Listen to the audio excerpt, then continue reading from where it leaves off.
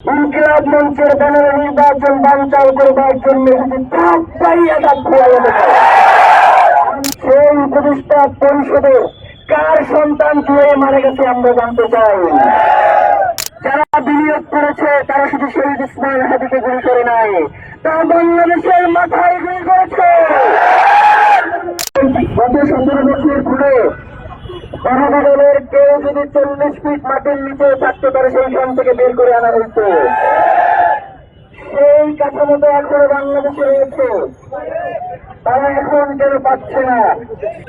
রাষ্ট্রের প্রত্যেকটা জায়গায় শহীদ ইসমাইল হাদির হত্যাকারীদেরকে যারা খুন করেছে, রাষ্ট্রের প্রত্যেকটা প্রতিষ্ঠান তাদেরকে সেভ করবার জন্য আপ্রাণ চেষ্টা করে যাচ্ছে।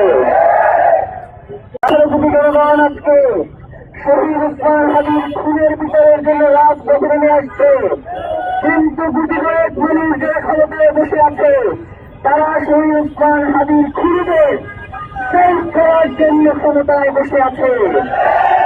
যারা বিনিয়োগ করেছে তারা শুধু শহীদ ইসমাইল হাদিকে গুলি করে নাই, তারা বাংলাদেশের মাথায় গুলি করেছে, বাংলাদেশের পতাকায় গুলি করেছে, বাংলাদেশের সার্বভৌমত্বের উপরে গুলি করেছে। বাংলাদেশের সার্বভৌমত্বের রক্ষা না হলে বাংলাদেশের মানুষের আজাদী থাকবে না। সুতরাং বাংলাদেশের এই পতাকা, বাংলাদেশের সীমান্ত, বাংলাদেশের মানচিত্র রক্ষা করতে হলে ওসমান হাদির খুনিদের বিচার নিশ্চিত করতে হবে। হত্যাকারীদের বিচার নিশ্চিত না করে তাহলে আমরা বুঝিয়ে পারি রাষ্ট্রীয় নির্বাচন চাই না। আমরা তো জনগণ শহীদ ইসমাইল হাদির সাথে নির্বাচনে অংশগ্রহণ করবার জন্য নেমেছিলাম।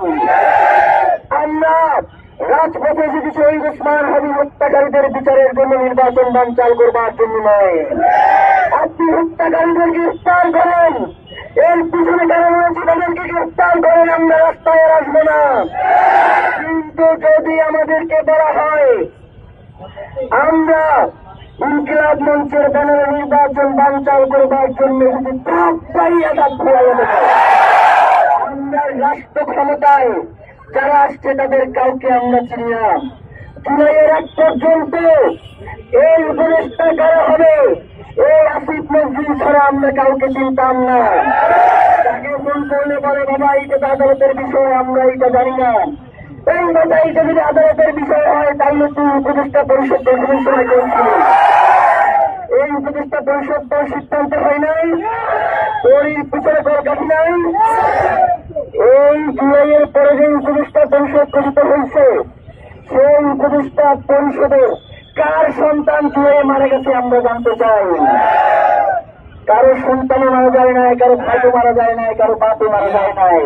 সুতরাং তুমি কি বাপ হারানোর বেদনা বুঝবা, তুমি কি ভাই হারানোর বেদনা বুঝবা, তুমি কি সন্তান হারানোর বেদনা বুঝবা?